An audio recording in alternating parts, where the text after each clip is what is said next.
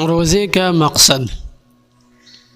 روزے کا مقصد قرآن پاک میں تقوی کو قرار دیا گیا ہے، اور تقوی بری باتوں، برے کاموں سے بچنے، اللہ کی مرضی کے مطابق زندگی گزارنے اور اللہ کا خوف اپنے اندر پیدا کرنے کو کہتے ہیں۔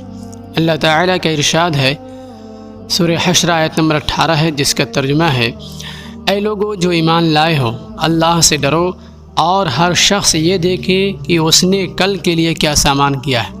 اللہ سے ڈرتے رہو، یقیناً اللہ تمہارے ان سب اعمال سے باخبر ہے جو تم کرتے ہو۔ اگر انسان روزہ بھی رکھے، غلط کام بھی کرے، بری باتیں بھی کرے، تو روزے کا مقصد پورا نہیں ہو سکتا۔ بظاہر وہ شخص تو روزہ تو رکھتا ہے، مگر اسے روزے کا اجر نہیں ملتا، کیونکہ وہ روزے کا مقصد پورا نہیں کرتا۔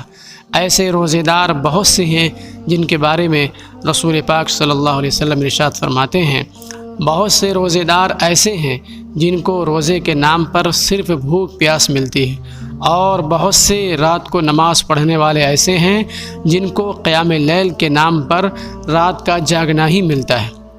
یہ وہ لوگ ہیں جو روزہ رکھتے ہیں مگر روزہ کے روحانی اور اخلاقی تقاضے پورے نہیں کرتے، زبان کو دوسروں کی غیبت سے، برائی سے، بدگوئی سے محفوظ نہیں رکھتے، دوسروں کی حق تلفی سے، ایذا رسانی سے، جھگڑا لڑائی سے باز نہیں آتے۔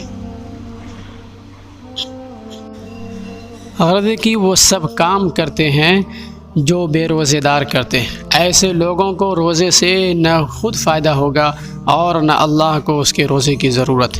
چنانچہ رسول پاک صلی اللہ علیہ وسلم نے صاف صاف فرمایا ہے کہ جو شخص جھوٹی بات اور جھوٹا کام نہیں چھوڑتا تو اللہ تعالیٰ کو اس کا کھانا پینا چھوڑنے کی ضرورت نہیں۔